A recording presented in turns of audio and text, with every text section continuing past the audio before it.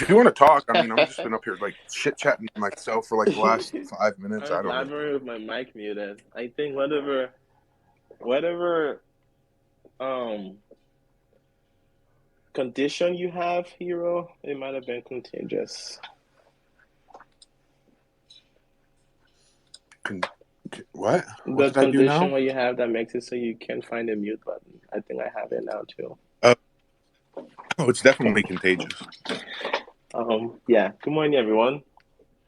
Weird Woodsy's in the house. Well, that doesn't happen very often. He's got one of them three-eyed clays. Watch out, he got an eye on you. He's got. Yep, it looks like his clay has some habits too. My clay has some habits.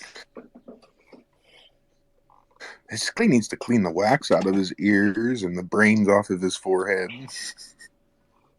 I like it. Emmanuel, you're also here early. Welcome, welcome. What's with all this? What's with people showing up early today? Is there something going on I don't know about? Yeah, it's hump day. Hump day! Mad Orchestra, Guts Pixel. Nice. Welcome, welcome. Whoa, is that the guru? Is that like the Cardano guru? I think it is. Wow. Yeah, it's gonna be a great show, I can tell already.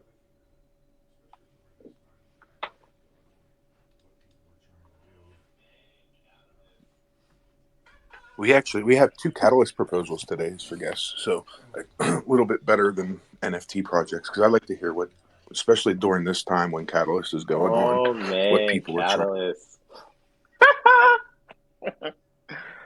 I'll come back to that. Hey, guru. Oh, hey, Guru. Hey Guru will have something to guys, say. how you all doing? Sorry, I've not been able to come into Cardano Over Coffee for a while because like my cycle changes and the baby wakes up and I have things to do in the day. But today I can make it. It's awesome. This is awesome. Oh, we But noticed. We noticed you have been coming into Cardano Over Coffee for a while. I just need to know how Prince Leonidas is doing. Oh, he's doing awesome. I think it's this time last year, last April, he came to the Guru household and he was so cute. And I just missed the cute kitten. Not that I don't love him now, obviously, but you know. It took me by surprise that you said was so cute. He ain't so much anymore. No, but now I say he's no longer cute, but now he's handsome. He's a handsome little devil, so it's fine. Excellent, excellent. He's a prince. Wow, Cardano has royalty. Maybe this whole oligarchy thing is real. Cat, cat, cat royalty is another level, so definitely. Lido, that cat has his own hardware wallet. He does his own trading. He is a true prince in the Cardano world. He was Cardano 420's Stake Pool's first delegator. Wow. All recorded on chain. Wow. That is amazing. Little Prince Leonidas history for you. Show Hive, how are you doing, sir, madam, or bot?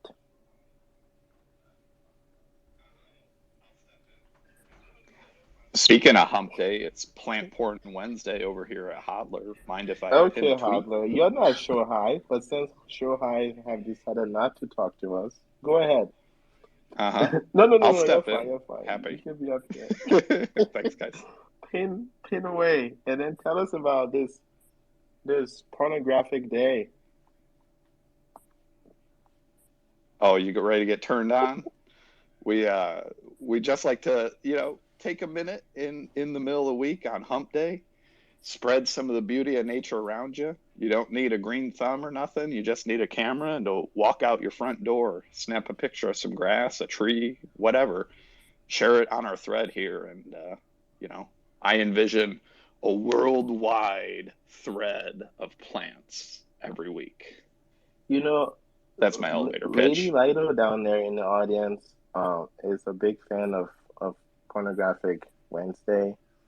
She goes nuts about plant porn. So hopefully she will contribute to that thread. Crypto Keith, good morning. Hello, good morning to you. I am Crypto Kyd now. This is my third name. How you all doing today? Hero Pool, Lido, Guru, Wait, Short. you've had three names in just today? Yeah, Crypto King, Crypto Kev, Crypto Kyd. So, I knew it was the same voice. Seriously, you've had me. Oh man, you've messed with my head so many times now. Now it all makes sense. well, that's perfect then. Yeah. Quasar, Adagachi, dudes, everyone. Morning. Guys, I saw a tweet this earlier on by Jeremy, yeah, from Foundation. And they said, if you're making new technology on the chain, they do partnerships. Do you guys know what the extent of those things is? Before we jump into that, I think Fluffy was gonna comment on the plant porn thing. So we'll wrap that up and then we'll get back to this partnership marketing, as Hero would say. Good morning, Fluffy. Hello. I was just sitting here thinking, I feel like the that Hodler Coalition must be in a springier zone than we are in Minnesota. Because I'm looking out and seeing mud. I just went to take a picture of the beautiful mountain beside my house, and it just looks like dread and no leaves, and I can't post Good. that. Dread, I think Yeah, dread you is what can. I'm seeing out the window today. Yeah. Hey guys, good with the bad. Plants need mud too. I'm like, I It's gotta find true. something April better showers. than this, right? Like it's rainy and foggy and nasty. Like I need a good picture. Let me go find one. That's I've all. just Thank you, shared. Lido. I've just shared Prince Leonidas's tweet to the top without permission. My apologies. This is great. You're great. Oh my gosh, look. Is he posing for the camera? He's a guru cow. Of course, he's posing. Okay, Krista, King, Keith, and Kev. The trilemma all in one. What is this deal with the foundation, Cardano Foundation? What did you say? Would you repose that question again? Yeah, first let me say Prince Elias is super cute. Uh, mm, but the foundation, apparently if you make new technology and expand the ecosystem in Cardano, they give you partnership and help. And I've always been hearing projects saying, hey, we're in partnership with the foundation. But I remember, I think it was in that dumpling space that it might be an Ada swap actually said that wrong. So I'm wondering what's the extent of these things. So just clarification on the dumpling space. Ada Swap tried to claim partnership with IOG, as if to say IOG was helping them build the thing, or like they were special. And the clarification there was IOG will give you technical consultation for any promising project that reach out to them and say, hey, we need help with this thing we're building. Right? They don't like go out. Well, maybe they do.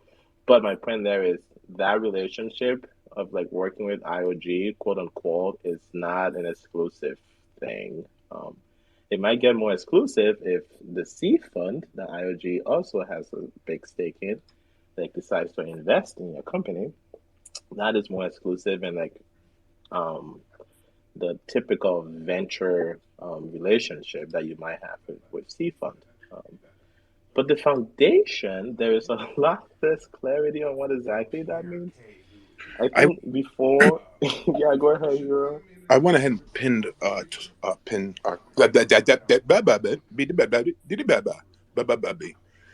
pinned a tweet from Pierre K, who is the uh, partnership kind of manager for the Cardano Foundation. If you want to find out more on what they're doing, I'm sure as far as partnerships, and I think what they're doing is technically helping people. I don't think that it means like they're going to be your partner in business. Like if you're Yeah, but building helping something, people how? What is that? What I does think that they're mean? directing them like kind of like how we do, right? If somebody comes up here and says, "Hey, I'm stuck with a problem. I don't know how to do this," One might say the relationship with Cardano Foundation or IOG is polyamorous, right? Correct. Yes, yes. One might say that, Hodler. I guess we're sticking on theme today. Oh man. But you could definitely reach out to Pierre, or I'm sure even Jeremy would probably be able to better answer that question than us to speculate on it, right? Okay, I'll definitely do that. Now, how come I'm not the one leading all the innuendos? That's the old crypto king. I don't know. You It's have 3 personalities, and it depends on which one we get, I guess. I think it depends on the day of the week. Clearly, Wednesday is hardware porn day, so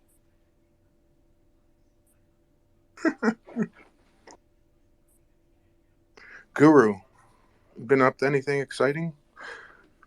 Not really. Just I think I've bought something nice, but I can't talk about it. But that's about it. It's cleared me out of all my funds. You bought another Lambo? No, no. Something a bit more productive, hopefully. Good. let me see. Let me guess. So I think you bought another mic for $18,000. Is my sound good? Because it took me a lot of effort to get this set up. No, you sound great. Wait, You sound heavenly. You have a mic for $18,000? No, they're just taking the piss out of me, basically. I was about to say, Also, that is a joke from earlier, yesterday conversation of a project catalyst that needed to get podcasting and broadcasting resource, and the budget was $22K. And I Oh, postulated wow. that $18K was for the mic. Oh, please tell me they didn't get it. No, but let's talk about the people who have got funded for $500,000 ADA and have completed. I'm still digging into that, but I really would like to invite people to check out that new tab I've added to the Lighter Nation Project Catalyst tool under the People tab to see the amazing people. Can you share it to the top, Lido? Yes. The amazing people that's building in Cardano, you can kind of see what they're building, follow them along, and like how much money they've been received and like what they've delivered. There were $500,000. Right up, $500,000. Well, so Catalyst used to talk about people who are now full time in Catalyst, and so I can start to see what that means now, right? Like, because it requires $500,000 if you have a team of 4 people or 6 people and you're claiming to be full time, right? Like that's the kind of resources it takes to be full time. But I would like to know, like, where are those outputs and like updates and stuff happening so the community can celebrate with these hardworking people who are working in Canada full time. I'm gonna shut up and pin that tweet. I like how you made that positive at the end, Lido. Like we can celebrate with them. Awesome. That's a good angle. Yes, we would like to see what you've done so we can celebrate with you. Yeah, I want to celebrate. I like to celebrate. I just don't know that we'll be celebrating. That's all. Who's the best person to follow or to listen to track the outcomes from the funded projects? Because at the moment, I don't have any real visibility on that myself, partly from lack of trying, but I would like some good resources. Where do I go? Lightonation.com. This new tool that he has built is in the process of building, I should say, Guru, because it is not completed yet. Is amazing for doing research. Like, I will use this tool when I'm voting from now on, because I'm not only going to look at what the proposal is, I'm going to be looking at who's proposing it, how many proposals they have open, and how many funds we've given to them previously. Because I'm done funding people that have millions of dollars that haven't completed stuff. I'm done.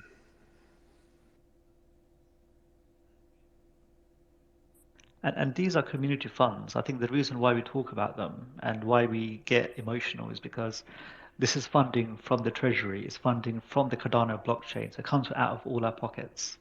And it should be funding the growth of the Cardano ecosystem. And that's the important thing. So we can't lose focus of that. We have to keep an eye on it. It should become easier. Yeah, and I understand that some projects build off of other projects in funding, right? And you might not be finished with the first one when you're asking for funding for the second part of that project. Totally understandable. But if they are all these separate projects, right? Like that is something that I'm going to now take into my metrics of voting that I did not have the access to before, that Lido is now providing.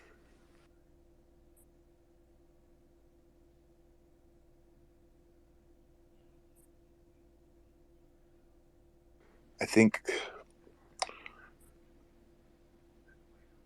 accountability is very important. Yeah, just being able to have like contextual information, like in correlating these informations. The one thing that's happened in Catalyst so far, there's been desperate reporting and like spreadsheets and stuff sitting in silos, right? So the human brain is not going to like open three spreadsheet and like visualize all the data and do all the joins and stuff like that, right? At least most people are not going to be able to do that. So the goal for this tool is to be able to like start to show all this data in context, right? So every person in Idea Skill is going to have a page that you don't need a username and password to go see, and you can see that person history in Catalyst, right? Proposals they've been funded for, ones they've completed, monies they've received. I plan to add which proposal that person was the recipient of the fund, so the main author, right? Versus being on the team, but not the recipient of the fund. And then on the single proposal side of things, when you're looking at a proposal, I plan to also show that information there too, right? So in Fund 8, when you're looking at a proposal and reading it, you will be able to scroll down and see other proposals from that person and be able to click through to that person's profile and things like that. What I would like to add to facilitate this celebration part, right? Some way to be able to add any kind of reporting that team is making, right? If they have a GitHub, I'd like to be able to link to that and maybe get some stats on commits and things like that. So people can really like be able to see that work and like give them kudos and stuff. So um, yeah, observe transparency. Big transparency is coming to Catalyst. I was laughing at this because I was looking at the Lido Nation page to see how we're doing, right? With our reporting and stuff. We've been funded for um, 5 proposals. We've been awarded 5 proposals, totaling 75K between Fund 5, 6, and 7. And we've been given 47K. We also are one of those people who hasn't like completed something yet. Part of that funding was for this tool, right? So I feel like this tool is coming to that place now where once I can open the API up so anybody can have access to the data, then that would be completed. And that was a 17K proposal. And then the others are translation proposal that's like ongoing, right? So that's how we're able to translate Lido into Spanish and Swahili. So there are active teams building that. But that is stuff the community should know. So figuring out some kind of way to be able to report on this stuff is important. There's not a really good way right now to do that. But we've got hands. Crypto King, what's up? Hey there. So Lido, if I understand what you're saying, you're doing all the reporting for people based on their accounts and all the information they do publicly to kind of have a history of how trusted or reliable they are? That's I haven't decided what story to tell yet. Sophie was telling me yesterday about some people would go to her, right? Like numbers by themselves don't mean anything, right? It's other things around those numbers. I think she can say it better, so I'll pass the mic to her. Go ahead, Fuffy. Hey, oh, I'm loving this conversation. I'm sitting here right now looking at my I barely slept last night because my brain was coming up with reporting ideas of what we're going to be able to do with this data. And just to repeat something Lido said a minute ago, um, about how, like, the data exists. Like, we could share, the spreadsheets are out there, they're accessible, but um you can't make sense of it. You can't see the forest for the trees, right? We need some charts and graphs that are able to highlight, what is interesting, what is impactful, what needs a closer look. So did I say this already? I have a list of like 40 reports I want to make off this stuff. This is just out of my brain, like before my first cup of coffee this morning. I just had to blob it out. So it's going to be great.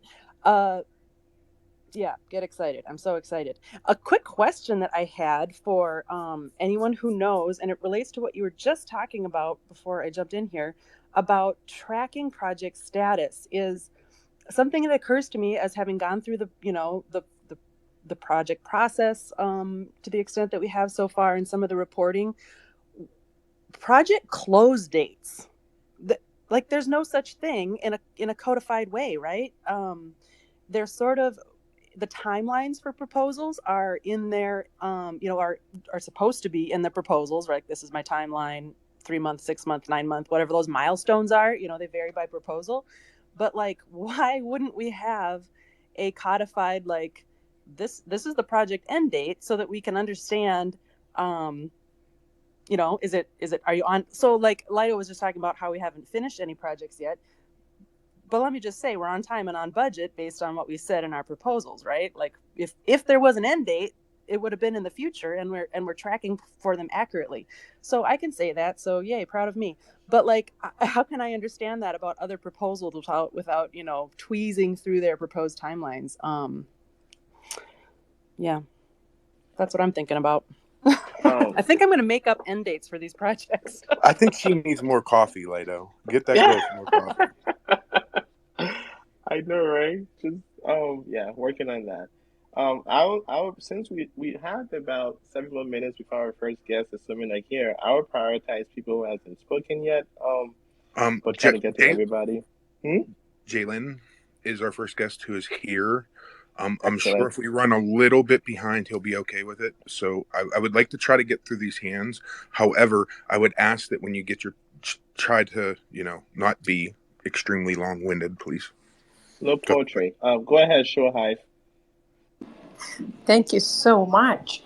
So my question is, we are always, like, really struggling to find Haskell developers. And if there is any way, anybody who could probably offer us any help in getting good developers. We have two currently, but we want to expand the in-house team, the developers team. But it's really, really challenging to find. So if anybody in here who is able to probably offer us some help with that, would be very, very happy. That's my question. Thank you so much. I think you got a room full of them, or people who know a lot of them. So if anybody can help them, or know somebody who's currently looking for a Plutus job, Emmanuel, I don't know if DC Spark has anybody or whatever, yada yada yada. Please reach out. Oh no, we need people too. So we've got, like, everybody's looking for developers. Thank you so much. If I can jump in there quickly, what I would say, definitely check out the Gimbal Labs website and Discord channel. And then if you go to Lighter Nation, Project Catalyst, and then people, and put in Haskell, you can see which proposals talked about Haskell in their proposal. And so, and some of them were not funded, right? So maybe that could be a place you can reach out to them too, to see if they have Haskell developers, if they know where they are. When you go to their page, what you have to do is click on the idea skill link. You're the one being long-winded now, Lido. That would take you into the idea skill platform where you can message them there, because I don't have their personal contact information, but you can message them through idea skill and it will get to their email. I see. Thank you so much. So we started building. I mean, it's self-funded. The founder is putting in his own. I would love to hear about your project, Sure Hive, but we have a process for projects to come up and talk specifically about their projects. We have a time schedule. We are here Monday through Friday, 9:30 to 11:30. You're more than welcome to reach out to our scheduler, Kyd Juse, and get on the schedule. But I just need to continue on with what we're talking about right now. Sorry. And we do reserve Fridays for catalyst proposals too. So definitely get with Kyd Juse. Les Allen, go ahead. Good morning, good afternoon, evening, everybody. Thank you very much. Really enjoying the discussion around the views on Project Catalyst proposals, status, etc. The Fafi mentioned the point about end dates of projects. Would that not be necessarily tied to the milestones? I understand that some will continue on in the future, but there would be a termination point. Could that not be judged by whatever milestone they listed in there? And the suggestion that I would make for a view, when we submitted our Catalyst proposal this round, what I was kind of daunted by was the sheer number of applications coming through from certain groups of people or certain individuals, certain groups of 1,800 plus applications. It would be interesting to know how many have now been put in again based on the funding that they'd received previously. So a DB view that showed who the application was, total projects have been done, status of those projects funded, and how much they've actually put in for now. This thing was just pinned to the top. Tell me you don't look at lightdonation.com. It wasn't a softball pitch at all. No, not at all. No. Les, this is the tool that Lighto's building. It's new. It's something that But this is exactly what he's doing, and that's what he's trying to improve upon. So maybe as somebody, I know that you have extensive background in this type of field, right? Mm-hmm. Maybe you can take a look at that and maybe assist him a little bit. I'm sure he would appreciate it. Yeah, I'll drop. Any feedback at all? I plan to add Fund 8 data as soon as I have it. I was hoping this weekend, but they just postponed voting to be a week out. Okay. So that might mean I don't get the data for Fund 8, but I have Fund 5, 6, and 7 up live right now. All right, I'll drop Lido a line. Thanks, everyone. Absolutely. Let's go to Emmanuel and then Crypto King. Yeah, thanks, Lido. I just have a question. Well, two things. So first, with Lido Nation, are you guys planning on working with the smart contract DAO people? I don't know if you know about them. No, like there were these group of people who come again. Tell me more. Yeah, so they made some proposals. I think Fund 6, to get funding to be able to audit various Catalyst proposals as a and not through Catalyst themselves. And I think they have some data and stuff as well. So hearing what you were doing with Lido Nation, I think that if you guys speak with them, we could get some, compounded results that could work for everyone. I'll try to send you some links, but a smart contract DAO, I thought the name was just off, but they've got a magnifying glass for the icon thingy. Anywho, not to spend time on that. Second thing is, what do you think, and this for everyone in the room, what do you think about a credit score system for past proposals? All right, imagine if I went to Lido Nation and I could look at a credit score, for various proposals, and then we know how better we want to vote for these same people again. That kind of thing. Because make no mistake, people are gaming the system, and they're running away with money every funding round. 100%. And that's why I think this tool is really important. As far as a credit score, I don't know. I don't know. That would be something I would need to think about a little more in depth. Yeah, or maybe I think one other effort that someone Ada Hart is doing is a confidence index for DeFi projects.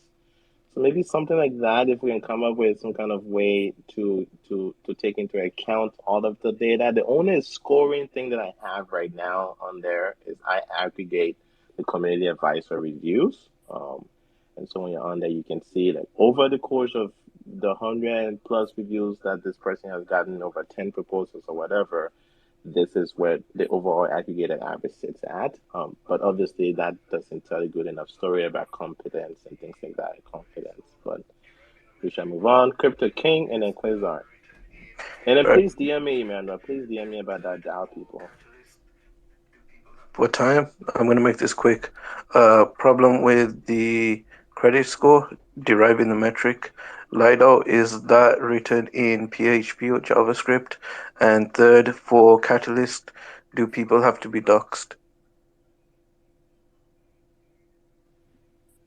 You have to give a you have to fill out a Google form and put a name in there to get the money.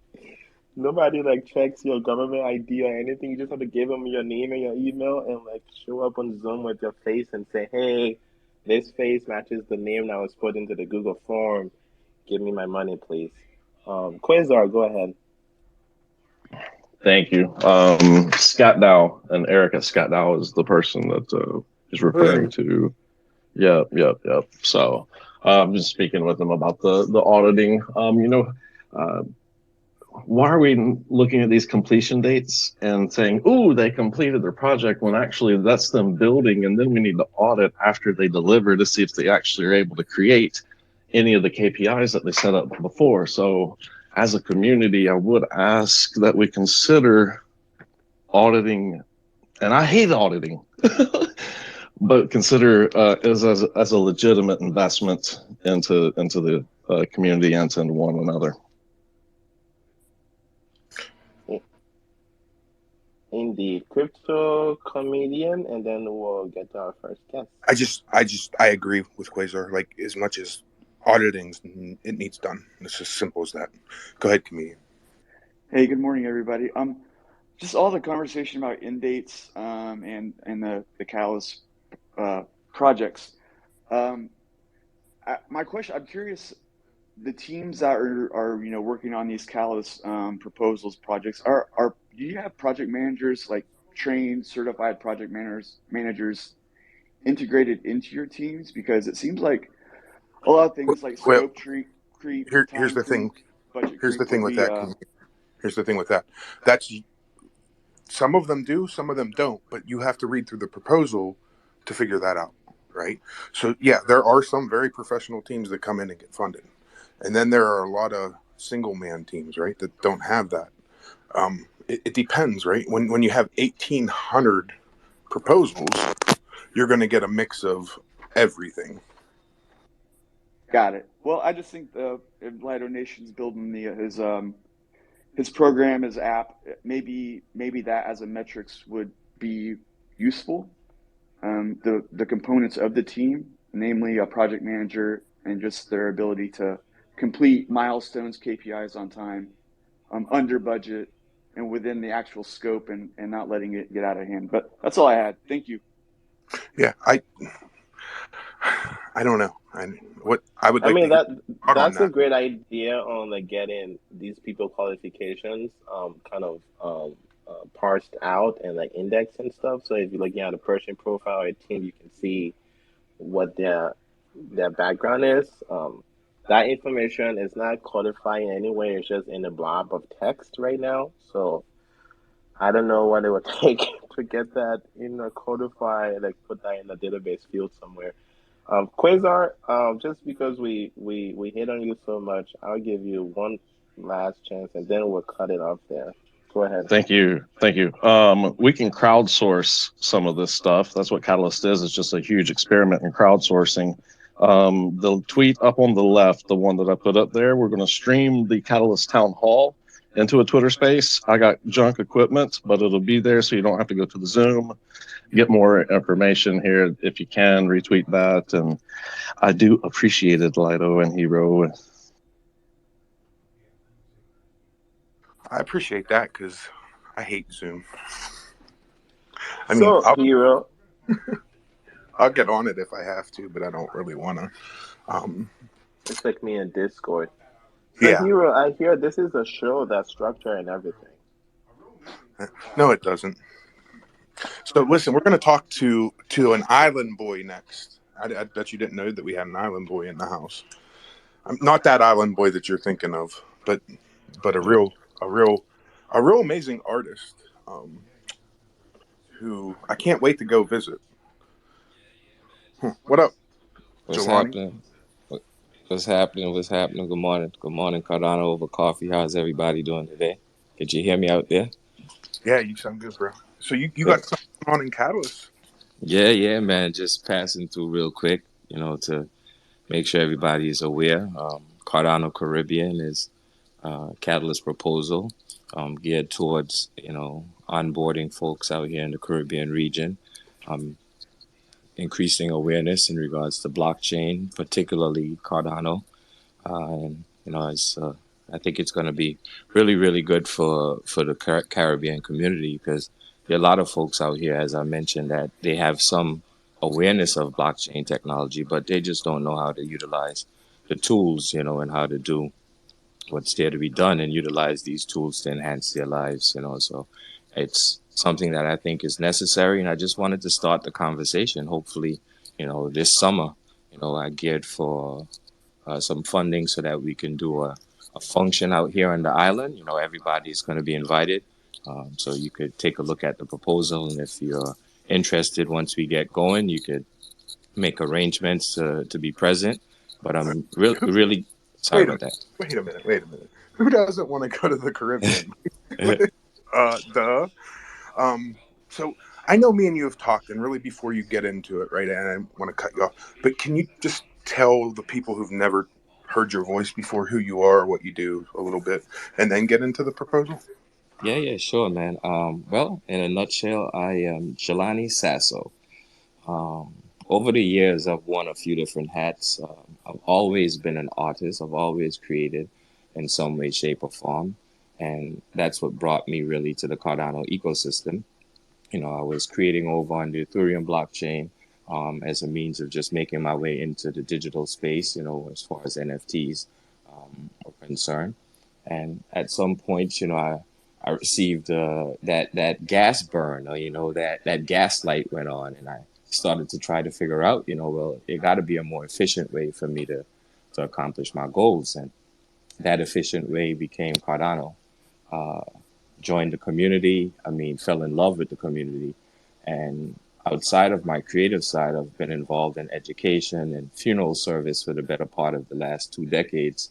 So that's given me some drive in regards to just feeling the need to do things that are fulfilling, and have a certain aspect of community to them and being able to give back. So I got involved with the Catalyst community, during Fund 7, and throughout my involvement there, just reading around and seeing what the Catalyst model is all about and how it's designed to help, and realizing that we could use this such help in the Caribbean region. That's how I got involved with that.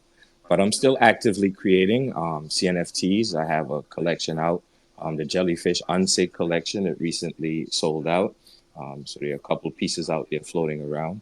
A couple other pieces being sold through Ada Cafe, which has been, a great resource for me and for our community. Shout out to Patrick and all of the good folks over there at Ada Cafe. Um, yeah, and just making my way around the community, man, and trying to figure out how I could best utilize my skills to be involved in this awesome community. I recently discovered a Tala Prism as well, and I'm just excited about that with decentralized identities, self-sovereign identity, and things in that regard. As we grow, this ecosystem, I know that there's going to be a need for the transparencies that we're here talking about, to connect, for us when we are using these wonderful auditing tools and just wondering who we're doing business with, for us to have something that's very clear. And those tools represent that. So I'm just excited about that as well. Go ahead, Hero. I was going to ask now your proposal. It has to do with the Caribbean, obviously. Can you tell me a little bit about the unique problem that goes on down there, and why you're trying to solve it, and exactly what you're trying to solve? Yeah, sure. Well, I spend a lot of time in the West Indian ecosystem. Not it wasn't by choice. I was out here, setting up my art gallery and ended up getting some funeral employment on the island consulting, and ended up at one point, taking a trip to the city, doing some consulting there, and got injured. And you know, that put me in a position to really, really start looking at things, differently. I'm spending time on the island with my mom. You're dealing with the local banking systems that are, as banks are. Um, you're looking at individuals who are doing very well for themselves, entrepreneurs and so forth, who they don't have anywhere to invest. There's no opportunities for them to invest in conventional stocks and things of that nature because they're in the Caribbean region. So you're looking at artists, in the region who they don't have outlets for their art because COVID, shut the place down for the past 2 years. So it was difficult. A lot of folks rely on tourist arrivals. So the bulb went off, man, in regards to a solution, and that's where Cardano Caribbean, stem from a solution where we have a discussion with these artists, launching from Anguilla, but intended to reach out through the entire region. And being able to help artists and musicians, get their work to the Cardano blockchain, and being able to talk to the entrepreneurs and so forth, and making them aware of the DeFi resources, the investment resources that they now have access to in this decentralized world. So, in a nutshell, that's what it is. How I plan to accomplish that, I plan to do it with the assistance of some great people. I could mention some of those people, as I've mentioned before, Patrick from Ada Cafe, who's been very helpful with me with my personal endeavors. That's a resource with regards to my web development and so forth. So I'm putting together now so that we could get a website done before the end of this month, so folks can have an information hub. Get the Discord set up so that once individuals in the Caribbean region start to reach out, they'll have a good landing space for them to touch down, and for us to exchange the ideas and exchange the resources that they need. Outside of that, I plan to do the digital outreach throughout the region is going to be done through the same Discord resource. I've spoke with James over at Gimbal Labs, and he has pledged his support as well in regards to helping out, in whatever way, shape, or form when the time arises. So that's pretty exciting. Personally, I'm a member of the ADAO community, so I got some folks over there. Shout out TCT, Riley, and all the good folks over there. And I know that they are going to also give whatever assistance is needed on the back end so that everything is what it needs to be. Again, the other part I spoke about in my proposal was the need for accountability, and shout out to Lido for the tools that you're building, and for the community at large, what I mean, for us holding each other accountable for these endeavors. Cardano Caribbean will certainly need a community input. It's going to be, I think, very impactful. It's definitely larger than myself, and I know that. And I would love for it to grow to the point where I have no involvement whatsoever, and it's just something that can benefit the region for years and years and years to come. I know when we had originally talked, and this is months and months ago, right? You had talked about maybe trying to also, with the entrepreneurs and the businesses down there, work in some type of like ADA pay system. Is that still in the scope of this proposal, or is that something you're looking to work on in the future still? Well, that's not in the scope of the proposal. But as far as the discussion, of accepting ADA, that's an ongoing discussion. As much people as I can over the past, I want to say, 8 or 9 months since I've been directly involved, I've gotten involved with Cardano out here, and it's quite a few people at this point, very serious, like I say, entrepreneurs, just good, wholesome people that are looking for ways to make their finances make sense for them.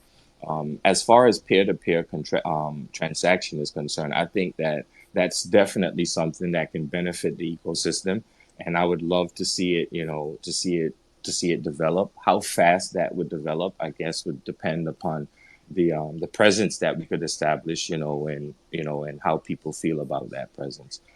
So I don't know, to be honest, how that's going to go in regards to folks doing the peer-to-peer payments, but I can certainly see, an urgency for folks, in regards to using the investment tools and having the competency to do that, exchanges and things like that. Yeah. I was just wondering because I have not looked at your proposal yet, but I do plan on it. Can you tell me the name and the category just one more time so I can write it down here? Yeah, that it's Cardano Caribbean. It's in the miscellaneous category, which I think, probably wasn't the best category, but I'm just learning in regards to, how the catalyst mechanism works, and, just trying to find my way around that room. Shout out to Quasar as well. He's been really helpful in regards to me figuring out, the things that I need to figure out, when I when I fell on my face, so thankful for everybody that's out here and that has lended a word, that has given me, the insight that I need in the timely fashion that I needed it. Quasar, did you have your hand up, or you were just accepting all the praise? I was raising my hands to the heavens on this beautiful Wednesday. I did have my hand up, and I wanted to say you don't have to write this down. I pinned his proposal. I pinned Jelani's proposal to the top with a little outline and a link to Idea Scale. So you'll jump in there and give him some kudos and some comments and some feedback. Listen, this is no pun against Lido, none whatsoever, because Lido is a great co-host. But Quasar, you make a better co-host than some of my other co-hosts. I'm just saying. If it's an unpaid position, I'll take it. It's definitely unpaid.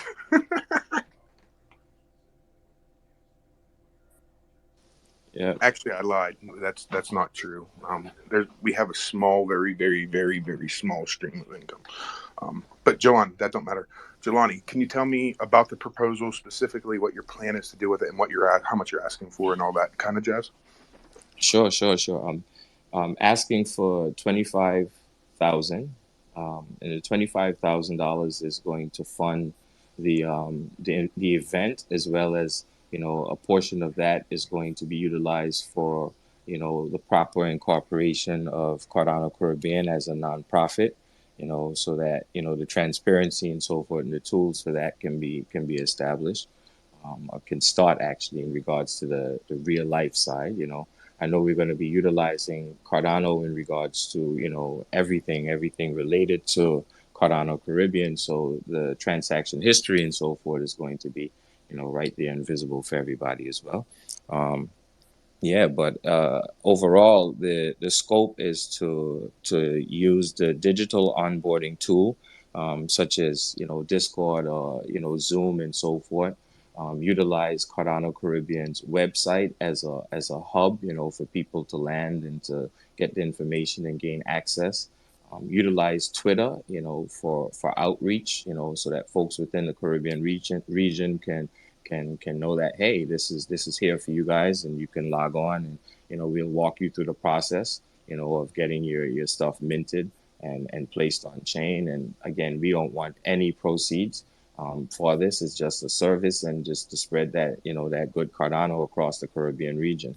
So a portion of the funds will be utilized for that, for artists, who have that financial need, who, are not able to provide that for themselves and get that fine work up there, help them set up their wallet, and walk them through the process of keeping that safe, minting their work for them and helping them place it into the marketplaces.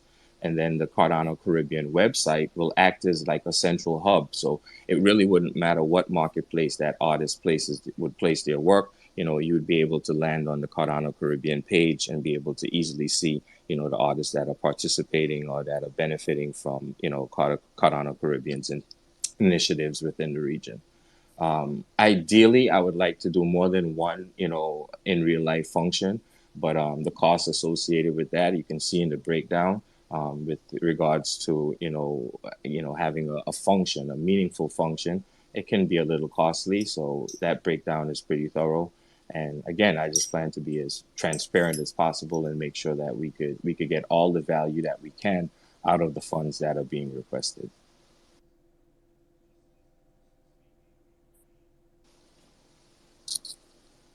Awesome. I definitely want to come to an event in the Caribbean. That would be cool, man. I been speaking to some folks to just to do some speaking, you know what I mean, and to do some presentations. And as I mentioned, just reaching out to the community to get those meaningful pledges, so that once I start Listen, I will sponsor Discord. myself as a speaker. I will sponsor myself as a speaker at your event. Y'all heard it, right? Everybody heard that, right? Everybody heard that, right? I know I'm not the only one that heard Recorded. that This he's space there. is recorded. Got it. All right. So I'm gonna hold you to that, hero. Most definitely, man. There's this other guy out here on the island. He owns Bitcoin AI. He's the only Bitcoin dealers, outlet here on the island. And he's a really, really cool individual. He's been around, digital currency since I just laugh, and I'll just leave it at that. But he's been around for a very, very long time. And I would love to get him involved. As a matter of fact, we spoke with him a couple of weeks ago, and he seems really interested. So hopefully I can get him to speak at the event, and just talk to us about his story, about just the digital currency, and what he thinks, and in regards to how we feel, and just have a great conversation, what I mean, about blockchain technology in general, and hopefully get folks out here, to that light to go off, and the bulb to really, really start moving in certain ways, within the region. It's awesome. Awesome. Anybody have any questions other than me?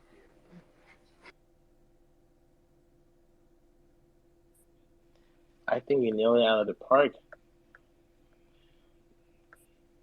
Thank Here's you. the one random question that is fits into some of the conversation we've been having recently. For your challenge that you're in, what's your relationship with those challenge teams, and how do you feel about challenge teams? Not familiar with the the challenge teams. Can you unpack that a little bit for me, Lila? Yeah, we have a long way to go with this with this reporting stuff. Yeah, Quasar. Is Quasar still here? Quasar, what are challenge teams? You have some colorful definitions. Challenge teams are a figment of a dream once abandoned in the midst of a starry evening. Listen, I love you too, but he asked a legitimate question. Can we give him a legitimate answer, please? All Yo, right, so yeah, I was cracking up. Thank you, hero. I'm like, uh, yeah, what is it? I heard Quasar and Flowery, so that's my fault. Challenge teams are an implementation from Fund 7. And the idea was to help proposers. I may be mistaken on this. Challenge teams I can are speak over a of this challenge. briefly. Yeah, you're a challenge Challenge team team lead lead. Oh on the yeah, Great you very much a Migration. challenge team lead. Go ahead. Yeah, What's the no. challenge So team? essentially, we're a set of people who are meant to help organize various proposals to find your way around Catalyst. Like if you're new to Catalyst and you're proposing and you don't know where to begin, we're the people you can contact. Maybe you have a proposal and you want some coordination, we're the people to contact. We're supposed to help you in the early stages, kind of find your way around. And after your proposals, after the votes, we play a role in helping keep track of your progress and everything. So there's supposed to be a time period whereby I think every 2 weeks or so, post voting and post funding, we kind of have check-ins on you to see how you're doing, that kind of thing. My experience as a challenge team lead is not something I'm excited about. Or no, let me not say excited. I'll just say happy with. But I'm sure other people have had other experiences. So like yeah, so that's the challenge team. So for example, the miscellaneous challenge category, there should be a group of people that you should be able to reach out to when you have questions. That kind of thing. For example, with me, I've set up an entire Discord. You can go to discord.gg/Project Monarch, and once you get in there, you can let me know if you have a proposal. I'll create a channel for you so you can interact with your, people interested in your proposals. If you have questions, if you need, help finding someone, like I'll like, oh yeah, I know Quasar, let me connect you to Quasar. I know Chris Bird, let me connect you to Chris Bird if you have these questions. That kind of thing. Funny enough, only one proposing team has ever taken this seriously. Everyone else really hasn't taken that up. So, I'm not gonna chase you down to get support. So yeah. All right. So that Thank sounds you. like a problem inside of a problem inside of a problem. Yeah, Oh it's man, not. I don't want to speak without like blaspheming Catalyst, so I'm just gonna keep that. Yep. No, but it definitely sounds like something that could be really, really helpful. So I'm gonna look out for that. Try to Yeah, find yeah, that it's really door. supposed to be. Yeah, Yeah. I wish you were Thank. to my challenge setting, man. I wish you Yeah. were there. Well, I got to figure it out because, like I said, I know that I don't think that this just from speaking with Quasar after jumping and doing the things I did, that I was necessarily in the right setting. So I got to figure it out. Ideally, there's funding, but even if there isn't, there's perseverance and there's a need for that because the people of the region can certainly benefit from these tools and from these resources. So I'm going to just keep pushing. I plan on some scale, to have this Cardano Caribbean function. With the funding, it could be amazing. We can get the exposure and the outreach that it's geared to do.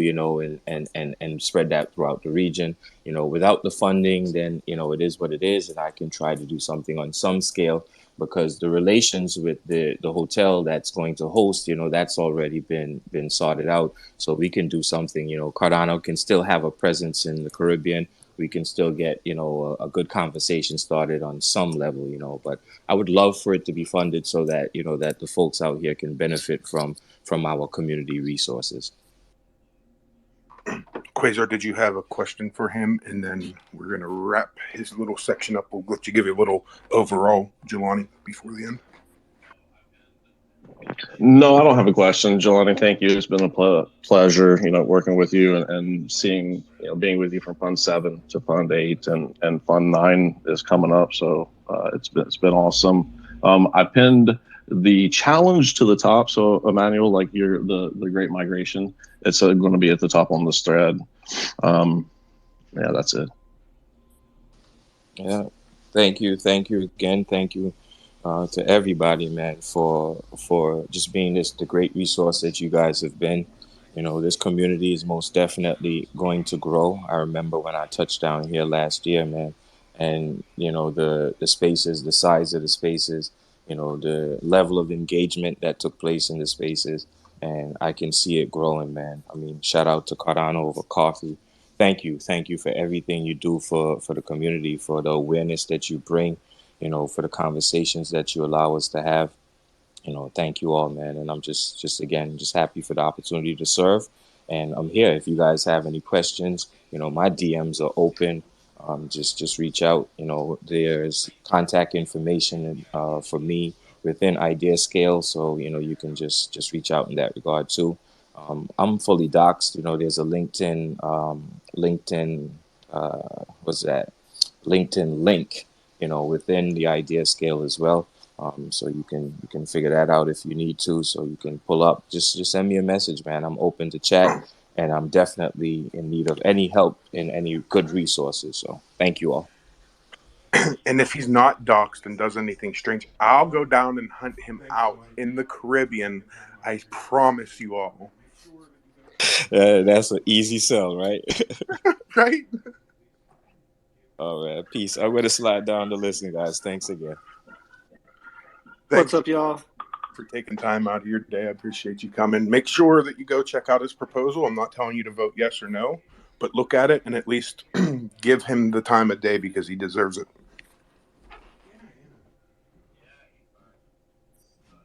Good afternoon or morning. Hi, Epoch. Sorry, I snuck in here. I think I'm an hour off today, but I'm here. Yeah, Epoch. You snuck, huh? Look, you're right in time. It's the middle of the show. Why don't you do that thing? Oh, well, welcome everyone. You've made it halfway through the show. Congratulations. Your persistence is admirable. And this is a great time to share out the space. We have some 50 plus people here. We could probably get another 50 plus if everybody shares the space. So please tweet it out and add a hashtag Cardano, $ADA, at Epoch Pool is better than at Hero Pool, or whatever you think is proper banter. And then the other update I have is just your usual decentralization update. Turns out that decentralized blockchains only work if you have some sort of digital asset that is actually participating in the network or the protocol. And to do that, you need to have ADA delegated in a wallet to a pool. Having your ADA in an exchange does not necessarily mean you're participating in decentralization.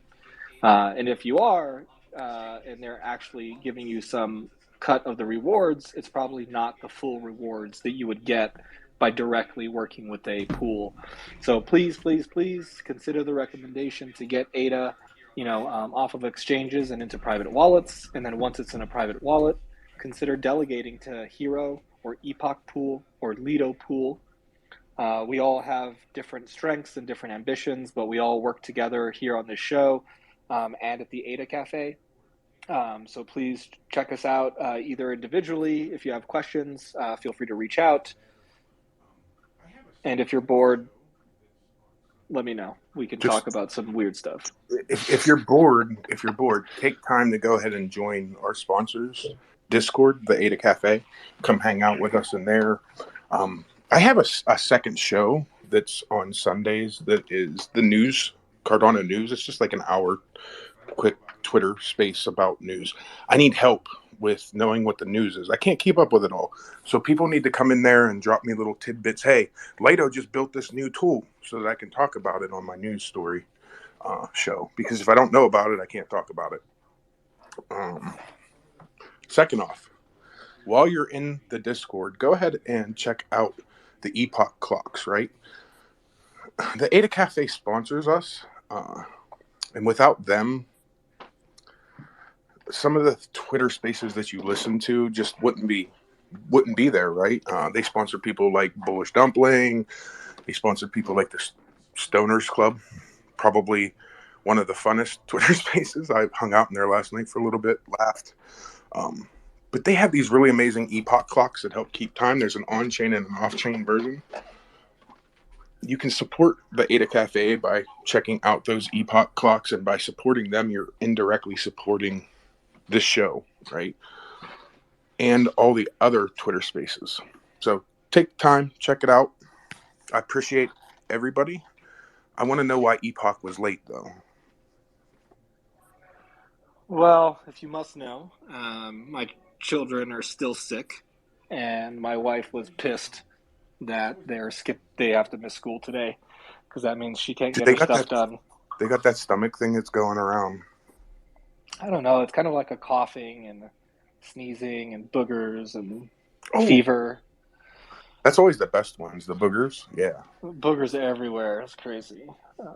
But yeah, she just wasn't really in a good mood that her whole week is going to get zapped. Because now what they do is, like, if your kid's sick, they like don't let any of your kids go to the school. And then it also takes 5 days basically for them to come back because they want to make sure that, they're fine or whatever, because there's like COVID rules. Everything is like hypersensitive. So you get sick once and like everyone's out of commission for the whole week, which means they're all home for the whole week. So she gets no time to herself. So yeah, if I would have joined the show this morning on time, I think I would have been divorced by the time Blockjock shilled. Blockjock didn't even show up. I'm starting to think that you two are the same people. So we have some similarities. I'll give him that. He has excellent taste in blockchain protocols. So I'll give him that. It's like Quasar and the Hard Fork Cafe. I feel like those are the same people too. And don't we also think that Cardano Dean and Cardano Whale are also the same? No. They got silent at the same time. I don't know. No. They're two different people. That much I can attest to. Now, Sperm Dean and Dean are definitely the same people. I don't know. Dean and Cardano Whale tag each other a lot, so now I'm being suspicious. Yeah, Pyro. It's a great rumor. Look, there's two Quasars. I'm confused.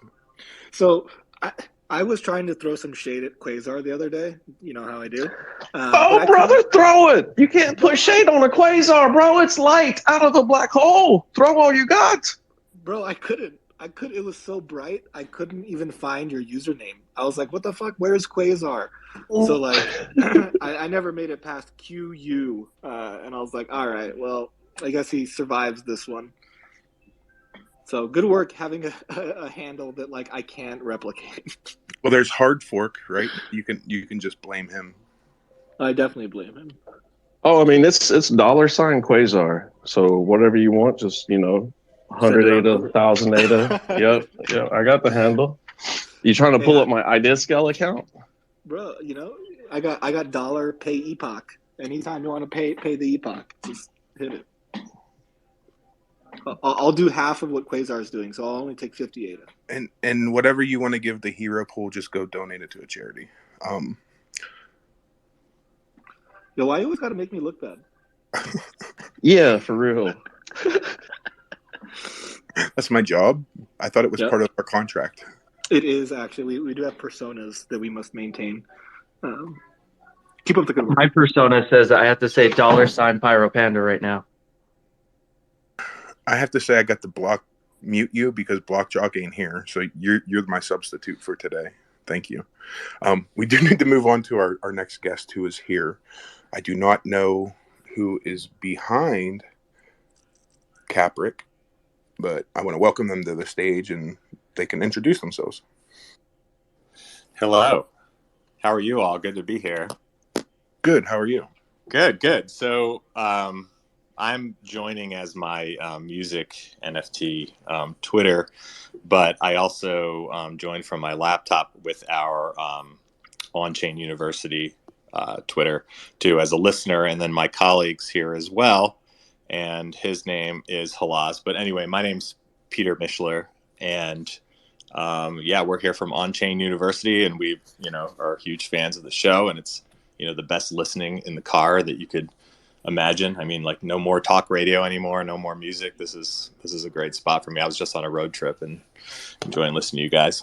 But anyway, we're here to talk about our Catalyst proposal, and we're just really grateful for the chance to be here to chat. Yeah, can you tell us a little bit about the team behind the proposal first, and how you got into Cardano, how you found your way to the light, how you found your way to the Quasar? Yeah, you got it. So our team is composed of 3 members right now, which is something that we plan on building out. But we have a computer science student, Halaz. We have Oliver Ross, and he is a content creator for ScatDAO. He is in his day-to-day life, works for companies with multinational companies in IT, and is also behind Cardano Makers, which is another Catalyst proposal.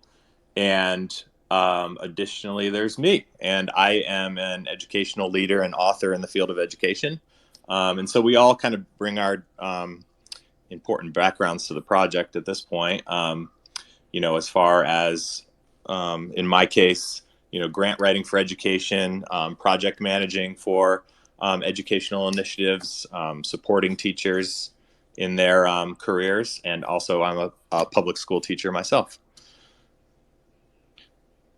And you asked about how we got into all this. So I jumped on really because because of the popular culture thing, kind of checking out the PFP stuff, but I was quickly disinterested in that and joined the CNFT audio Discord, and have been working on building with my colleagues there that community and bringing more music to the space. And that's where I ran into Oliver, who is making Cardano Makers, which is sort of a LinkedIn for Web3, so to speak, and asked me to create a profile there as a writer and teacher. And then we started talking about this project and building it. Awesome. You want to talk a little bit about the project, or I don't know if Lise wants to say anything? I mean, whatever. It's your show. Yeah, for sure. We kind of have some a back and forth of different things we'd love to share, but the general idea here for our and also I think I tagged the space with our idea scale and with our OnChain University Twitter. I doxed my LinkedIn and also popped our website up there as well in case folks want to see that in our OnChain University Twitter, which is OnChain Uni. But the main idea for our proposal is free blockchain education for all. We are in the cross collaborative challenge because we are building out courses that are not just Cardano specific, but are related to multiple chains. And, we'll get into some of the details of that and sort of like what our beliefs are behind that. We'd love to do that. But Halaz, if you want to jump in and talk a little bit about our mission and vision, that'd be great. Yes, definitely. Thank you all for having us. We'll firstly go through the mission and vision. Our mission is to educate as many people as possible about blockchain technology for free, and to create value for both teachers and learners by exposing multi-chain audiences to the creativity and scholarship developed here. That's a long sentence, but our main goal basically is to let people know about other chains, and basically to think for themselves on how to use those chains, and we can propose use cases for them, and guide them to using these chains. Our vision is basically a world where people can easily study blockchain concepts online and collaborate on innovative uses for this technology. So, we basically provide a guiding role here, and we also try to gain people from spaces who have not really technical knowledge. So, because either people are joining this space through a technical environment, or because of their investments.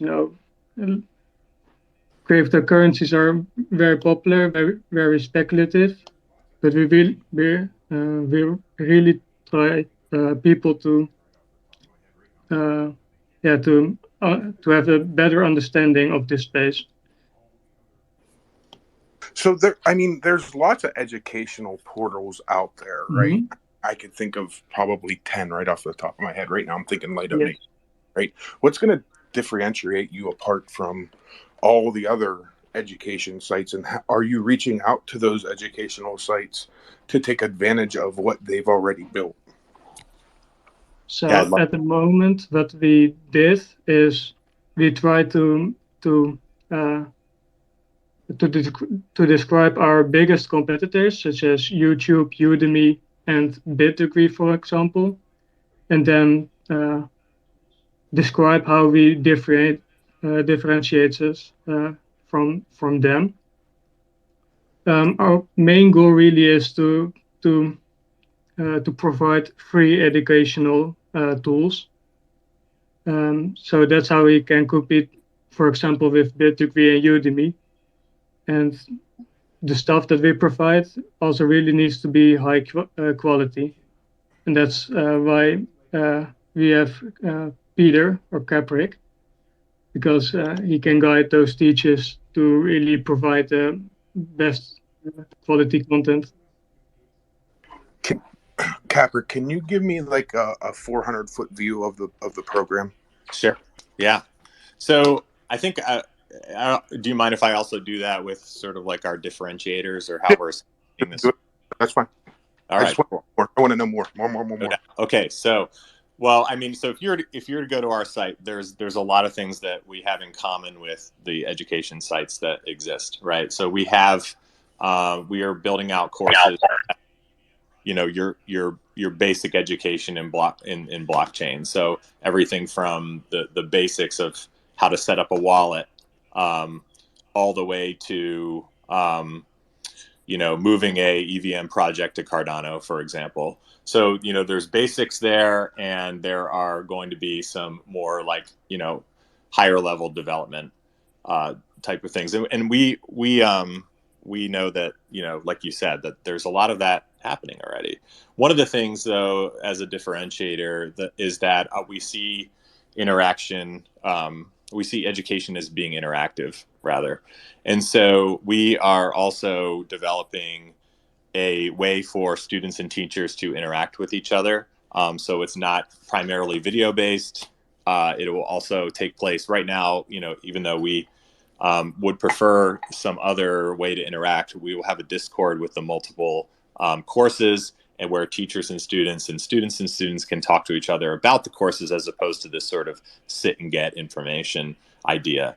And, not only do we want to provide that for students, that interactive quality, but, like Khalaz was saying, we know that even great minds in the blockchain space need to, learn how to be great teachers if they're not already. Some of them already are, and they know how to do those things. But we also want to provide an opportunity to help folks who are very talented in blockchain technology to become teachers. And so one of my roles here is to work with teachers to create accessible, inclusive, easy to understand, easy to engage with courses that they could really engage their students with.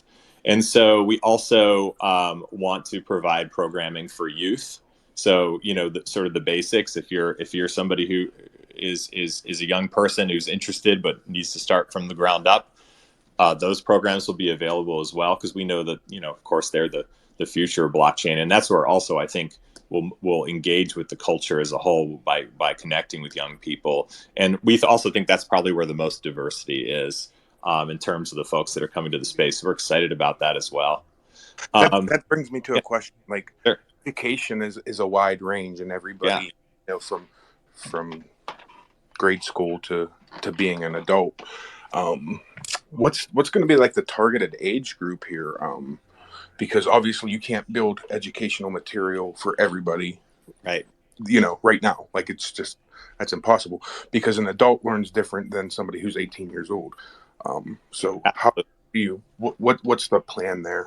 Yeah, so the main range that we're looking at right now is the adult education, which is a wider range, and then in the sort of like the second, what we in the States anyway we call the secondary level, which would be anywhere from the teenage years. So that's my particular expertise, is in that area. So that's what we would be focusing on, is making engaging material for that group as well. Adult education, right? Adults learn there's usually like 4 different styles that adults learn. Mm-hmm. Interactive is definitely one of them. Then you have your reading and your writing learners, and then you have your listening learners. Yeah. So is there going to be a good mix of educational material there? Because I am very listening learner. Like, I can listen to you and learn. Not everybody can do that, but that's my best learning method. And also, are you going to educate people on how to become a better learner? Because if you're not dedicated to learning something, you're not going to learn it properly. Absolutely. And I think that there's a few ways to talk about that. One is that we know that we are going to, and this comes into our funding, we know we're going to be able to onboard teachers who are already working in that sort of format where they're presenting a video, and folks are primarily learning by listening. Bucky Roberts, who's already posted some of his courses on our site, that's primarily the method by which people will learn, is listening and then trying on their own. We are going, and I think that's like the idea behind like the educational consultancy part, is to look at what people have to bring to the table, and make sure that content is diversified. So if we have a course that I see as being one that would be much more effective if there was a certain learning style sort of privileged in that space, then that's how we'll suggest that they build out the courses. So yeah, we do hope that there'll be a variety there for sure. And the other part of that is that we can't necessarily, and this is a challenge that I come across in my day-to-day life, is we want to have content for students to learn, but we also need to teach students how to learn. And I think that's something that we all learn along the way, especially if we struggle in school, is like, I need to figure out how to do this, and we need a coach by our side. And that's where we want to have this interactive quality with our teachers as well as our students, where, you know, my responsibility is to work with teachers in a professional development setting to be able to talk to them about the ways that people learn. So that point that you bring up, you know, there might be some really talented folks in blockchain technology that don't know about those different learning styles, and we want to encourage them, you know, because it's, of course, going to be, you know, add value to their whole project if they can reach a variety of learners. So we're excited to work with teachers as much as with students so that we can ultimately engage students. Yeah, I was once an adult educator in a past life, long time ago. Emmanuel, you had a question? I wanted to get, you had your hand up for a while. Yeah, I was just curious as to why platforms like Udemy and YouTube were considered competitors. As in, like, if you build new educational content to educate the global masses in cryptocurrency and, you know, Cardano as a whole, you want to make sure that, you know, your content is accessible to everyone. And given the fact that, you know, you're already getting funded, Udemy, you don't have to have Udemy charge a rate. If the concern is, oh, you want to give access to free education, you could work with Udemy to get that stuff out. Like, think of all the open coursework from MIT that's out there, both on Udemy and YouTube, that we get to benefit from. So why does this project have to sort of alienate itself when it should be angling towards working with platforms like Udemy and YouTube to say, hey guys, you don't have to pay anything. We've brought you this content to learn. And if you want to get better experience, you want to get something more interactive, here's a website you can use. So I just want to get some clarification on that. Yeah, I think that's really smart and an interesting point. I think that because we believe that there is I think like the main differentiator than what we've been talking about is that when we have students kind of move toward our site, that there's an opportunity there to learn in different ways that doesn't necessarily exist on some of these other platforms. So of course we want to present our you know, and work with something like YouTube and make sure that our content is there and not be isolated from them. At the same time, though, you know, YouTube isn't a learning management system necessarily. I mean, other than being able to interact in the comments and maybe be able to find the teacher and sort of hunt them down to work with them, it's a site for, you know, the presentation of content. But a learning management system that we've created, we think is a little bit different and can help the student to dig in a little bit more. But I think that you bring up a really good point, and we're completely open to that kind of feedback, and really that's why we're here, not to necessarily, you know, present so much as to also listen. And I think that those partnerships are definitely important for us. We you know, I'm taking that to heart right now, and we'll look into that for sure. I guess I would be curious to learn then about how to both present our differentiator, you know, that interactive quality and that sort of like coming from a learning science perspective, with maybe other educational sites that are more content driven and more sort of like, in the case of YouTube, sort of a storage space for content as opposed to a school. Manuel, you good? Oh, yeah, no, I'm good on my end. You know, at the end of the day, it's basically a learning center he's designing or they're designing. And like I said before, it's rather important that even if people are not accessing your website, they do have access to that content for free on Udemy or YouTube. And then, you know, they can then access the learning center for, like, you know, say tests. For example, there's so many tutorials and videos out there that you can watch and you wouldn't find test, you know, exercises to perform, or you wouldn't find GitHub repositories to do stuff with. That's what maybe their platform can be. But I love then, that. you know, yeah, we shouldn't miss out on the opportunity to, you know, have an entire catalog of Cardano related educational content or cryptocurrency related content powered by Cardano in a place like Udemy. That's amazing. I love that. Thank you so much. Karma, or no, crypto, and then Karma. Sorry, Karma. You're second.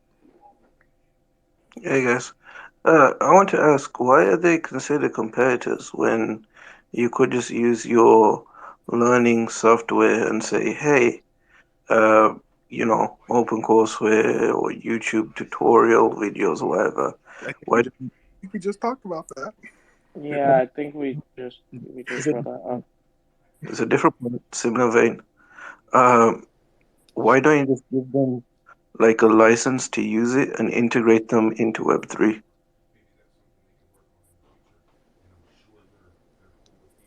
I don't know. Maybe reach out to them specifically. I don't know that we have. I want to kind of keep this a little bit more on what they're proposing right now for what they're asking for funds for. Maybe that's something they can work on in the future, and I'm sure they're cool with feedback. Crypto King, no doubt. I do want to say that we're in the cross collaborative challenge, and so I did want to, just briefly say that the idea is to have courses, in various chains, and then also courses that encourage collaboration.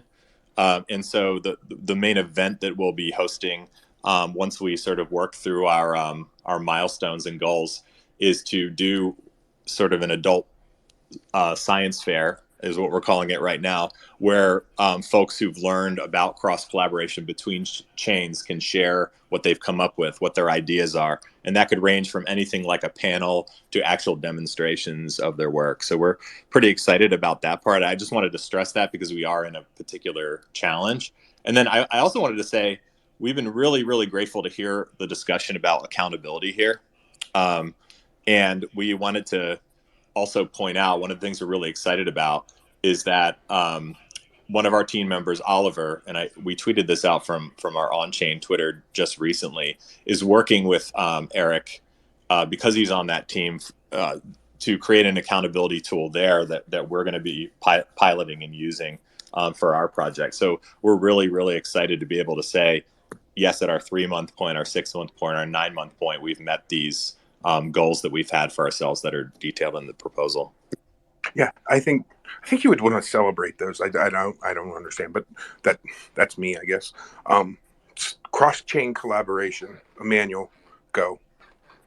Yeah, good. About that part, so there's 2 parts. Part 1 with cross-chain collaboration. When you say that, what are the current arrangements you have with other, entities or groups or personalities in these other chains? And for example, what are these chains? Because if you're getting X amount of funding, how are you able to, organize the fact that other people from other places also have to, hold your weight? It cannot be like one fund to cover everything. I mean, if you're working with people from, say, Algorand or Solana or some other place, like, do you have data on the fact that you're getting support from that end as well? Because it's a cross-chain collaboration, not a cross-chain, yay, we're going to fund you guys too kind of thing. So I want to get some idea around who are you already talking to? Who are the key, entities you guys are already in line with to make this happen? To make sure that, it's not catalyst funding just going into the air, and benefit of just one-sidedness. Second thing also is I see you're connected to Cardano makers who are under my challenge setting or the challenge setting I'm a team lead in. How connected are you guys to that? And if so, how are you able to balance out what you hope to achieve here and what you hope to achieve there? Yeah, so basically, the first question, we are still in the middle of searching those teachers, but we are basically joining other community discords and proposing our project there, so like-minded people can reach out to us. For example, we also had some reaction from the Nano community, and I think some a teacher is already building on our website to build a course there. And we are also trying that to Solano, because we think also in those spaces there are people who think that the future is an interoperable future.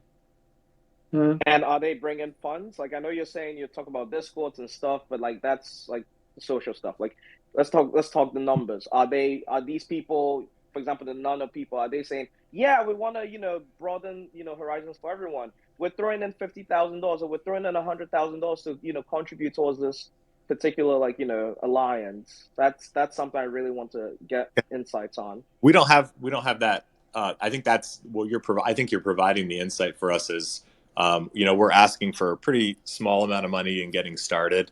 I mean, obviously we'd be grateful for that money and that funding at all. But I think that brings up a good point. Right now, we don't have them as investors in the space. Right now, we want to invest in teachers from those spaces, and that's primarily part of our funding is to incentivize teachers to be able to build on our site. But I think you're bringing up a great point. We see this as obviously a really long-term project, and so we're only asking Project Catalyst for funding that will help us to get started in our first 9 to 12 months. After that, we're moving on to crowdfunding, and so what you're talking about, Emmanuel, could be potentially a part of that crowdfunding. Can I ask what's the amount you're asking for? It's 26,500, and that is earmarked in 3 ways: incentivizing teachers, the time and space to run the community and the interaction in the community, and then also the educational consulting. Right. And the info on Cardano Maker, are you guys connected to them or are you them? Because then they also have like another huge proposal on that side, which falls along similar lines. So the question is, how are you achieving both? How many are you? What's the project management like? Sure. So Oliver is the only part of our team that is overlapping there. So Oliver built the Cardano Maker site, and that site's been up and running, and they want to. I can't speak to their proposal, but they're already sort of working in the space and already making connections, and folks are able to find work through them and internships. So they're sort of at a different place in their project, and because of that, Oliver is able to support both of these initiatives right now. So we don't for example, like as we work together on our Catalyst proposal, we've had the full attention of Oliver's work, and one of the really cool things is that Oliver's been able to drop his, fortunately, sort of a dream of many people, I think, drop his 9 to 5 work to just focus on these initiatives. So we feel like we have the time and energy, for him to be able to work on something that he's already built out, and then also start this new initiative. Cool. Yeah, I'll try to check in on them. I mean, I haven't opened Discord for my challenge session, so I'm surprised I haven't had people like him jump in there to say, hey, we're here. We've got this proposal going. Yeah, but that's noted. Karma, I apologize. I skipped right over you, dude. Like, I just was like, that's I'm bad. extremely butthurt over this. I'm sure you are. I will not get over it. Yeah, remember all that alpha I drop in your DMs and everything. Exactly. And that's the only reason that I'm not driving into a ditch right now between meetings. But no, thank you, Hero. I just wanted to chime in. I really applaud the effort. Education near and dear to all of us, but me as well. Couple comments. Have you looked at Degreed at all? You mentioned Udemy a lot, and others have. Have you looked at Degreed? No, tell us more about. Or you can go. Sorry. So, Degreed is a full real LMS, along the lines of what you seem to be describing. So, I love your initiative, and I think it's I wish you the greatest success. I think you're going to need twice as much money to really do this well, but I applaud you for being conservative, maybe on the financial side. But take a look at Degreed. I think you would at least cherish parts of it, and you might find a way to spin it, or just flat out use it, or approach them about using your stuff within it. Kind of to Crypto King's point, I would just say I would pump the brakes a little bit on this. Let's just merge our stuff into Udemy. Like, because I want to honor and respect what you're doing.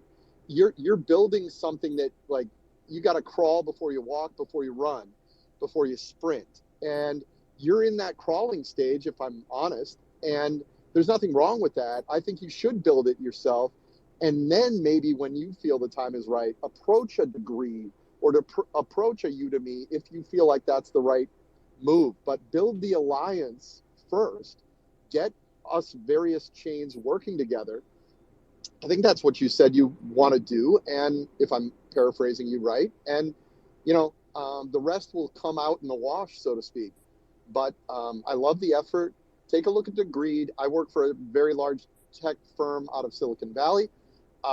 And we've been using Degreed successfully to challenge our employees, our partners, and even customers to become better on specific technologies that are very complex and very measurable. Tell them no, I don't want to do it. One of the things that we're excited about is that we intend to have a accreditation or certification for students that is blockchain oriented, and so I like this idea of pointing to Degreed and sort of checking out what they're all about, and I would imagine that they have a certifications that they can yes. that they can work with. I wonder, we're very excited about tokenizing that and being able to have partners that are experts in the field that these students are going to be working in, and be able to provide them with some level of accreditation for their work and their effort, and have that be entirely on chain. So Degreed would be a great model for us to then sort of start to look at as something to adapt to the blockchain ecosystem. Yeah, last thought on that. We literally, I manage a large team of engineers, and we literally measure our employees' ability to get, at merit time. We literally, it's about 50% of the review process internally is how many certifications they've gotten within the Degreed platform based on the content that we've developed for them. So obviously we know what we're testing them on, and then we can vouch for, Johnny has done X, Susie has done Y, and therefore Susie's paycheck should be somewhat larger than Johnny's, et cetera, et cetera. So, I mean, this is a real professional enterprise grade certification platform. It's pretty cool. But yeah, I'd love to contribute to your project with all the spare time that I have. I probably will fail miserably to do that. But if you'd like to reach out, I think maybe I could at least give you some ideas. We'd love to reach out. Thank you so much. Shout out Karma Pool.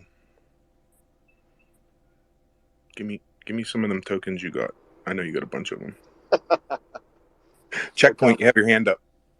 I do. Thank you for having me. And first, long-time listener, first-time caller, everybody. Thank you very much. Just wanted to kind of commend everybody on this. What I wanted to say to Capri or Cap, or I'm sorry, I don't know how you go by your moniker. But I'd like to talk to you about, I mean, we're very much in the education space. We're looking at kind of children, actually, and not necessarily blockchain, but using the blockchain as a tool to get people into Web3 and blockchain without them really realizing that that's what's happening. In the same way that Web2 came and took over Web1, we're doing a very similar thing. But what's interesting, I think, is we've come up with a CMS backend method, which is completely off the record. I shouldn't really be talking about it at all. We haven't announced it or spoken to anybody about it. And we're developing it at the moment. But it might be worth us having a chat and having a conversation at some point to talk about how we've built this backend CMS that will work cross-chain because it's a CMS thing, and it will work across other kind of website providers, like Squarespace and WordPress and plugins. And I'd like to show you what we've done in the education space and who we're working with. I do want to pick up on Emmanuel's point, though. Emmanuel's mentioned Tez a couple of times. I don't think, unless it's the one that I'm thinking of, which is the UK-based teachers' educational supplement stuff from the Times educational supplement stuff. I don't think that's really the best place for you to be looking. I don't know anything about Tez. Okay, I don't cool. know So I what was that just gonna, is. yeah, I was just gonna say if Tez was the one that you were talking about, then it was something that maybe we needed to reconsider, especially if you're looking at things like affiliations and um, not just affiliations, but kind of those certifications, a model which we're looking at doing as well. So I would love to look on the cross collaboration with you. I'd love to share what we're doing in the education space, although it's not educating people about blockchain specifically. It's just making sure that people transition and understand the power that blockchain and Web3 brings together. We are looking to release a Checkpoint blockchain magazine as well, specifically aimed at dealing like our other kind of Checkpoint properties as well. So there's definitely a lot of collaboration there, and actually I'll put it out there, if anybody wants to write and contribute to that, then that's something that we are happy to discuss as well. But I think you're right, cross collaboration needs to happen, and we're working on that as well. We're working with Avalanche, Polygon. I haven't really touched Solana at the moment, so I think there's definitely conversations to be had. But yeah, just wanted to kind of throw my hat in there and just throw those comments in. I shall shut up now.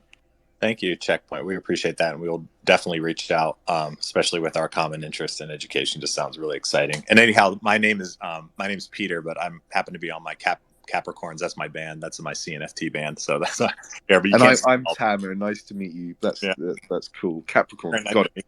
Yeah. I'm a Capricorn. Well, I'm a Virgo, so sorry, boys. So I'm a bullheaded Taurus, so I'll just meet you all. Tauruses and Capricorns are supposed to get along, so that's cool. Yeah. Can you give us just a quick wrap up, and then I'll let you off the hot seat, my friend? Yeah, we're just excited to see how voting goes. We got great feedback and great reviews and during that phase, and that's sort of opened us up to realize, like you said, like we do think we'll need more funding. We definitely need marketing, for example. We decided to kind of forego the marketing part because we see so many platforms that have the marketing down, and then maybe not some of the other aspects. So we sort of wanted to put that to the wayside and really focus on the quality of our idea and how we would actually implement it. So, but we're looking forward to seeing what happens with the voting, and we just want to say thank you so much. It was amazing to get feedback and also to start to make some new connections. So thank you very much. Halas, did you want to close out as well? Yeah, also from my side, thank you to everyone who was listening and excited for the Catalyst voting. Yeah, I want to thank you guys for taking the time out of your day to come and talk about your proposal.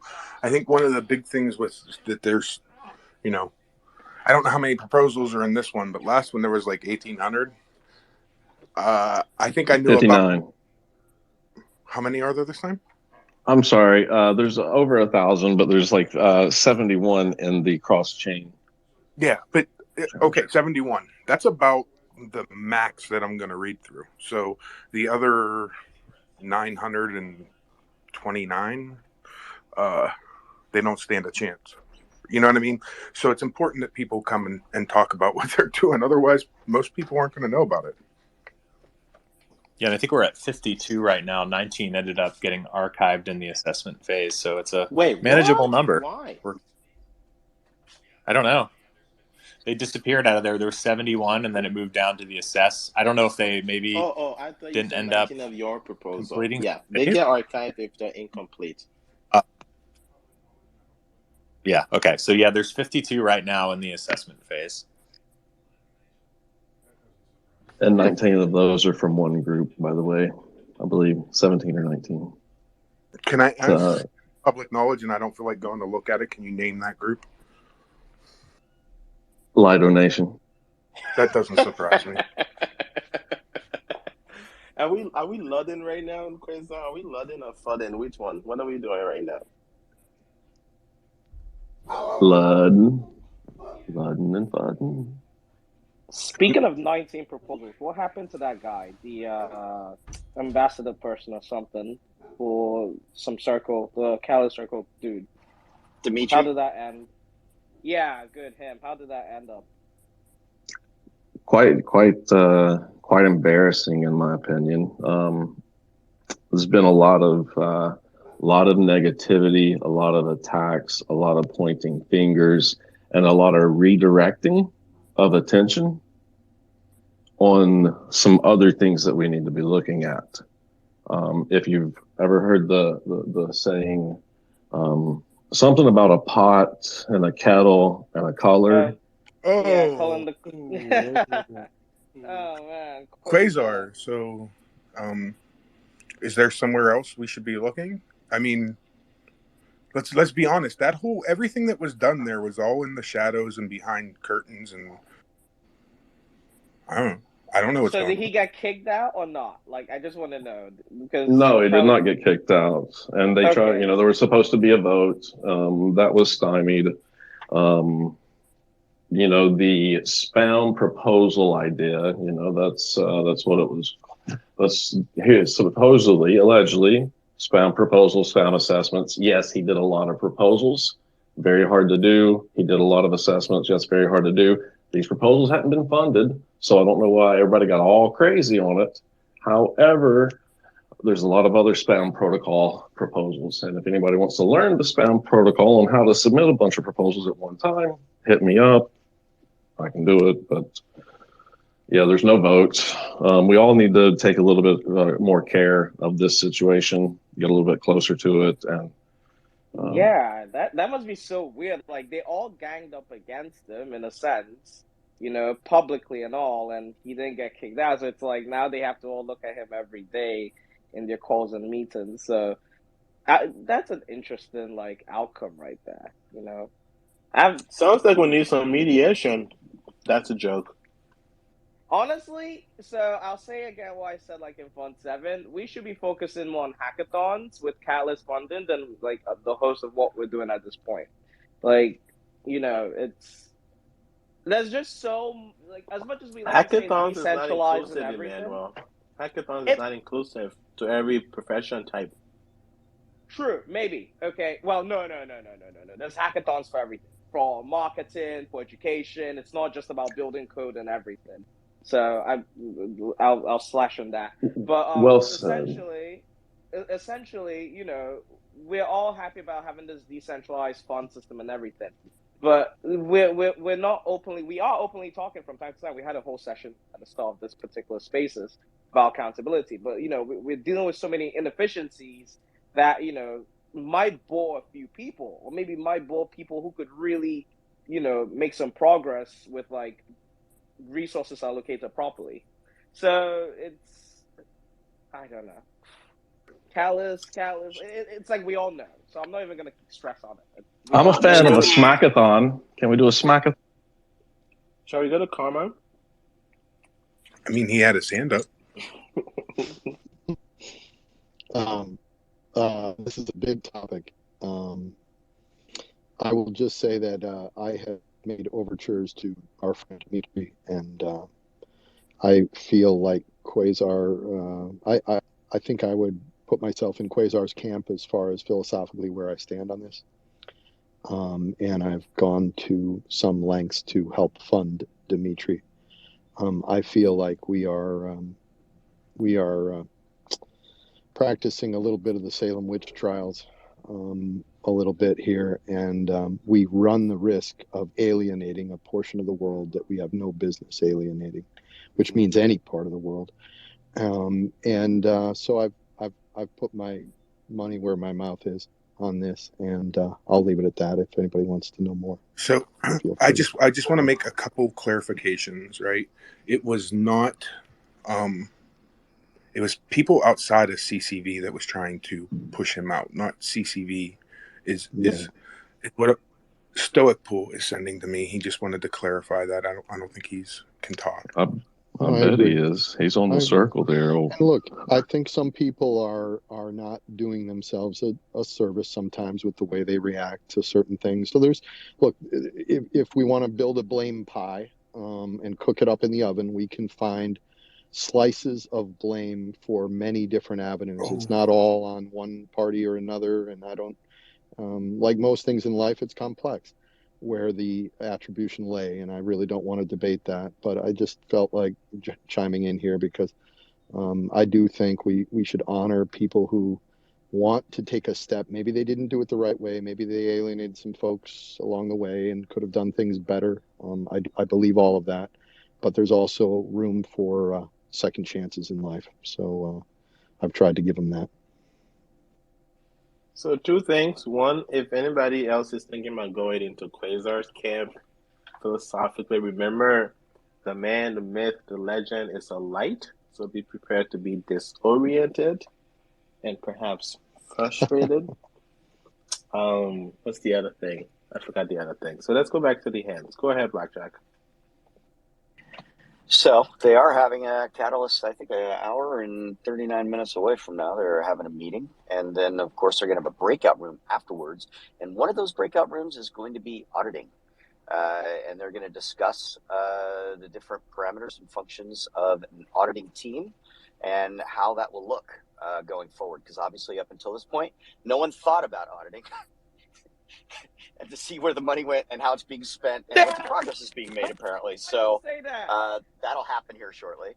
And we'll be able to discuss those parameters and get going on it, into the solution of it, right? And Dimitri, on the other side of that, is like he's just doing what is available to him with the rules in place that are current for, Catalyst funding and getting your stuff approved, right? So there's no blame to be given. However, there is a bit of certain things like, are you reading the proposals and why would you vote on that? If it doesn't seem like it's such a good idea. And once people go out into the community and start to talk about them a little bit more, some sound really good. And others, as they talk about them, don't sound as good as they did when you read them. So it's good that they're also going out and doing that, putting themselves out there. And Dimitri does that, where others maybe you're not. So at least he's doing that. I think Amen. that it's an audit room is very important.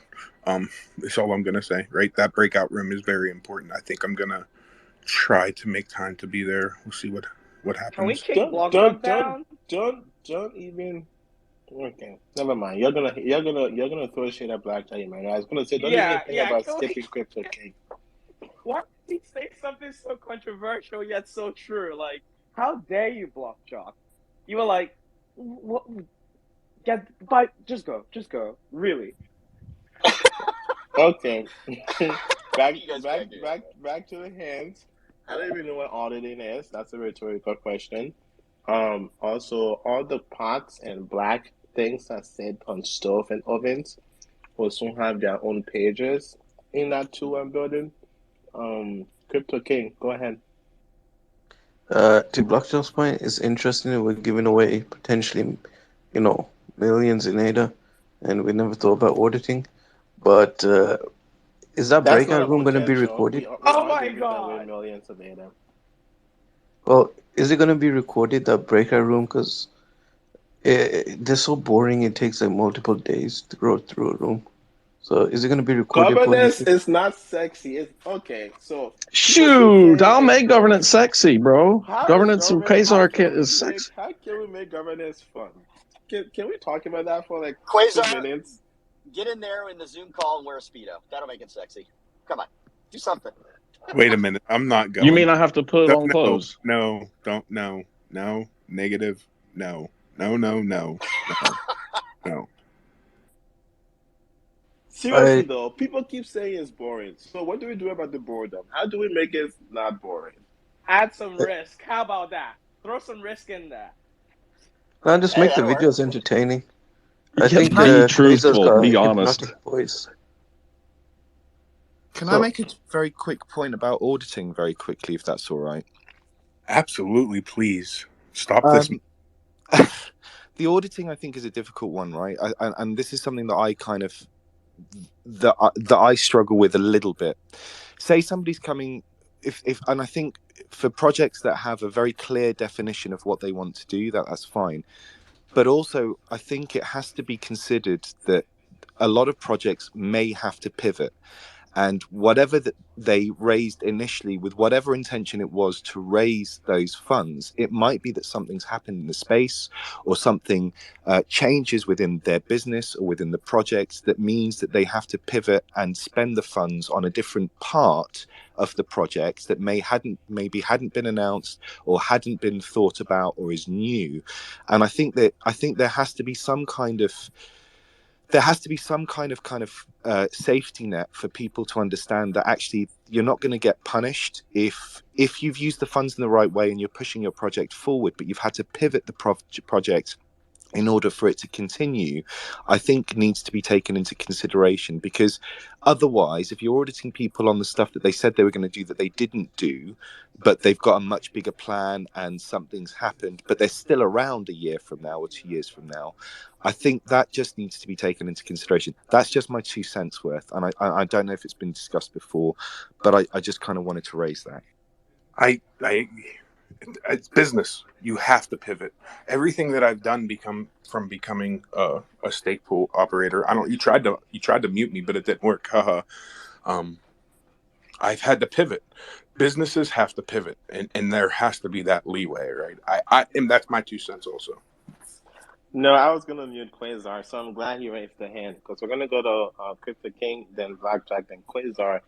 But about the points you just made with the auditing, so yesterday, Matthias from Lux, the company Lux, is one of a couple of companies that I've seen who just put proposals in as a way to get funding into the company without serious intention of building that specific thing. Now the money gets rechanneled to build other things that the community is using, right? But it's like there is this preconceived hashed up plan that we just need to get funding into this company, and what we put in the proposal may not be what we deliver. And I don't know how we feel about that. But that's my whole point. I mean, that's my whole point is that, yeah, okay, fine. If you've got malicious intent to raise money to push your business forward, and you're not actually adding anything to the blockchain, then fine. But so it's not that they're not adding anything. It's like they added something else, right? So if there is a challenge that is asking for identity solution, and you read a proposal that depends on a teleprism, you are not going to be able to start that anytime soon, right? But then you use the money to like build something else for the community, right? Is that? But that's different, I think, to what I was trying to say. If you've got a very if you're building something with SSI or anything like that, and you're looking at Prism, that's fine, because and you'll be looking at the roadmap, and you should have a clear idea of when that's going to be live. You should be in touch with the team. That's the whole point of this blockchain, right? So that everybody's communicating and collaborating, and everybody knows what they are. What I'm saying is if you've got the best way for me to put it is, and hopefully I can come on here and share with you what we're doing with Checkpoint totally, but Checkpoint is a perfect example of that. Checkpoint is multifaceted, right? We've got metaverse spaces, we've got NFTs, we've got we've got a token, we've got we've got digital magazines, we've got a plethora of stuff with potential for all of those things to kick off. Now, in some of my proposals, we're looking at the education side. In other sites of the proposal, we're looking at the metaverse site. In other parts, we're looking at cross-chain for our NFT marketplaces and all that kind of stuff. But let's be honest, we're not going to raise the amount that we want to be able to do all of those things all of the time. They're going to be incremental. It might be that the $6,000 that we raised for one thing ends up going into another thing that's still part and parcel of the wider project, but it just means that we've had to shift things around. It doesn't mean that money's been spent on something that's not necessarily not for the project. It just means that it's had to pivot. And I think my point is the auditing. I mean, I understand all of that, but my point is that I think we just, especially in blockchain, when everything, look, in 2017, security coins were the big thing. They don't exist anymore, right? So we have to be able to understand that the markets change, and the expectations of what the projects need to deliver also need to change. And all I'm saying is that just needs to, I think it needs to be considered if auditing needs to be brought in, but it needs to be considered if that's the case. And that's all I'm trying to kind of get at. That makes sense. Let's go to Crypto King and then Blackjack. Hey guys, yeah. So I think auditing can be done automatically to a large degree, but this pivot stuff, we might need some manual oversight, and that's concerning, purely because that's an additional, like, how would you break that in? But I wanted to ask, because the Catalyst videos and town halls are so boring, what can we do to fix that? I know Quasar's got a hypnotic voice almost, and Lido's got a fun character. Is there a way we can kind of make these two do all of the Catalyst stuff? We can host it in our metaverse if you want. If you've got Oculus headsets, you can join us in there. No, they're not be bored in the metaverse. We need Lido and Quasar to be funded by Catalyst to do Catalyst. Sorry, Blackjack. Let's have Quasar join game since he's been mentioned, and then we'll go to Blackjack. Go ahead, Quasar.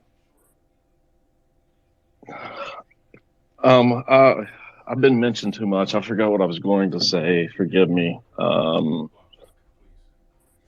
Thanks, Hero. You're my favorite. That's what you were going to say. I'm sure of it. I think you just proved Crypto King's point. And that is why Catalyst would be fun with Quasar hosting. Blackjack, please.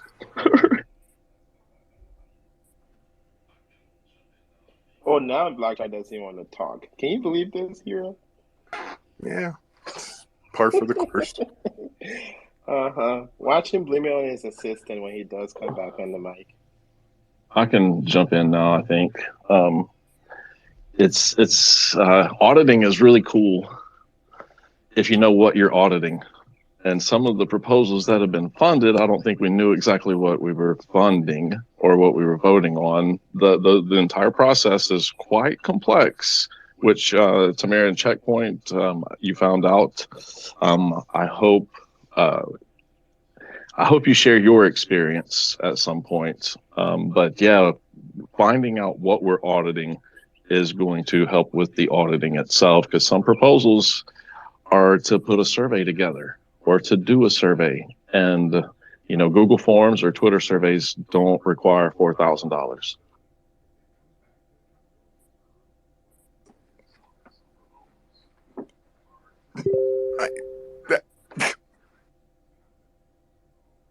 Google is very expensive.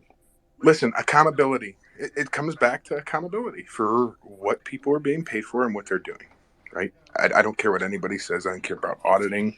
I don't care about it's accountability. That's what it all comes back to. Blockjock, are you going to talk or am I going to just end the show? Like, for real? I'm going to say that he's not. Hey, blockchain is really good for one thing, which is verification, verifying something happened. So why don't we use it that way? The cost of verification, if we can lower that down and actually use it to audit, confirm something happened or did not happen, then holy shit, I think we just started using the blockchain correctly. And I'm not saying, I think that we need to forget whatever has happened in the past, right? Mistakes happen. We need to grow from them mistakes and grow from what we are doing, right? So, oh my God, Hero. I think Catalyst is great at doing that so far. And I think that's what needs to be done. I don't think Catalyst is doomed. Oh my God, Catalyst. No, I just think there's things that need worked on, and it's a giant experiment, right? I think they say that at the beginning of every town hall meeting. So, Hero, can I shell? Yeah. Yeah, no. So everyone who really wants to get Cardano to the next level, check out DC Spark's proposals. All right, we build for the ecosystem, and we will keep building for the ecosystem. The ecosystem is awesome. If you want to see some stuff that's really awesome, go for DC Spark's proposals. That's the short show. Here's a quick abridged Lido minute. Oh, Blackjack's coming back. I think Stoic had something, then we'll do the Lido minute, and then maybe we can get Blockchalk to talk. I don't know. Go ahead, Reese. Oh, thanks, guys. Hey, everyone. Hope you're all well. Yeah, I agree with a catalyst. The town halls being quite boring. I think we need some better characters in there with a bit more, with a bit of a better flow. You know, like one thing that everyone, or you guys especially, have learned from doing the spaces is there's a lot of engagement comes from a good flow of information and structure that kind of is conducive towards a little bit more entertainment. I think that's 100%. Regards to the auditability. Hero was spot on. I was literally going to say basically what Hero said, where there needs, but I think it needs to go a step further, where they need to be accountable to the ecosystem and not just to Catalyst.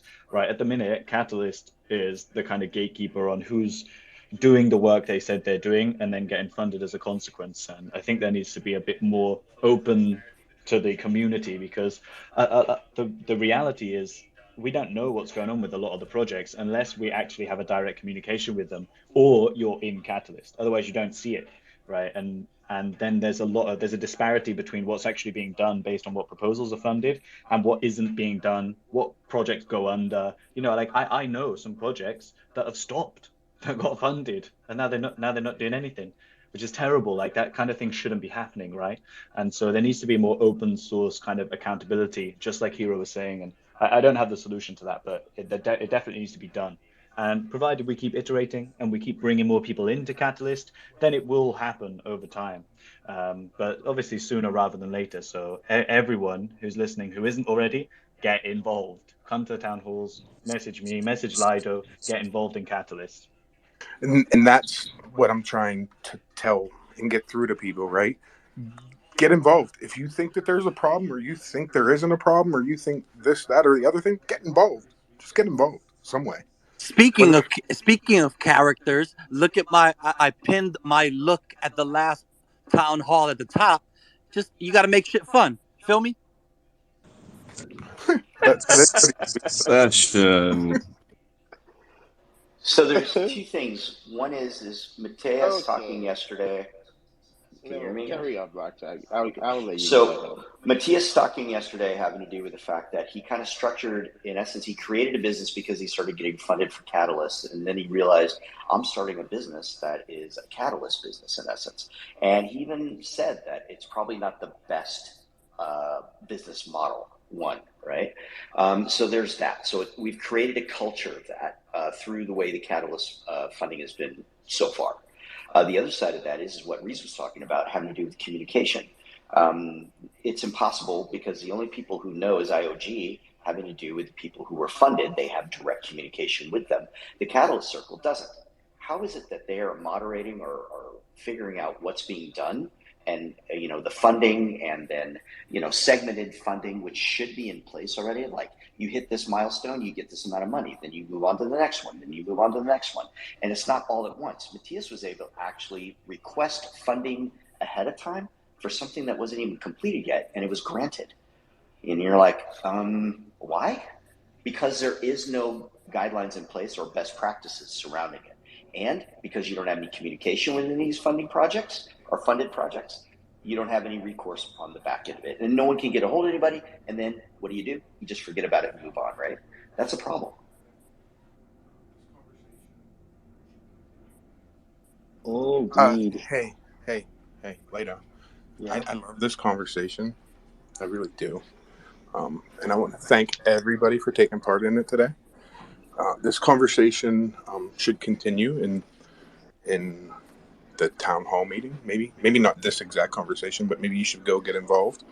I'm going to give the last 30 seconds to Crypto King, and then Lido, anything you want to finish up with the Lido minute, please.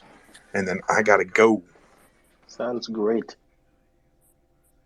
So I'm just gonna say, I think you guys made the advertisement for me, Lido, Quasar, and Stoic to kind of make a team and just go do the catalyst stuff and get everybody else just to give the ideas and we present it. And it'll actually be entertaining and awesome. And I think, it'll be a good catalyst. But right now, we need to put a catalyst proposal together to fund us to make a team or rock band or some shit, and then we go and do that. So if anybody's like, I'm half joking, half serious. So if anybody thinks that's a good idea, let us know. Everybody at the Hard Fork thinks that's a great idea. And if the community believes in itself, Okay, one Kyd, another. all right.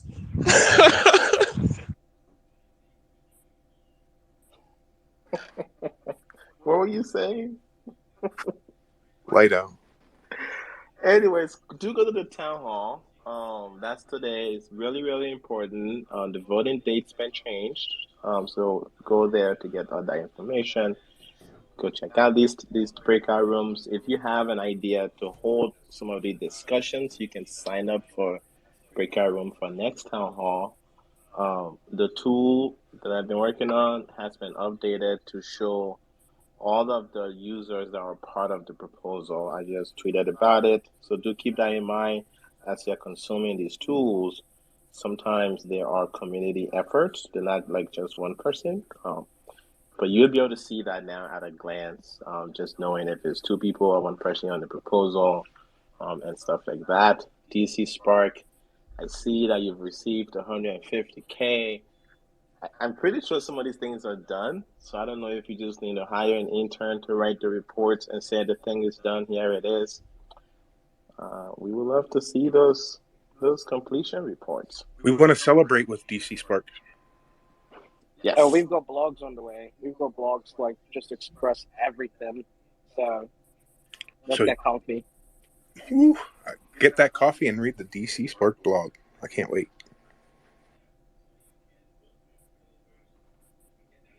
Lido. That's it for me. If you like all the stuff I'm doing, it costs me $900 a month to do it.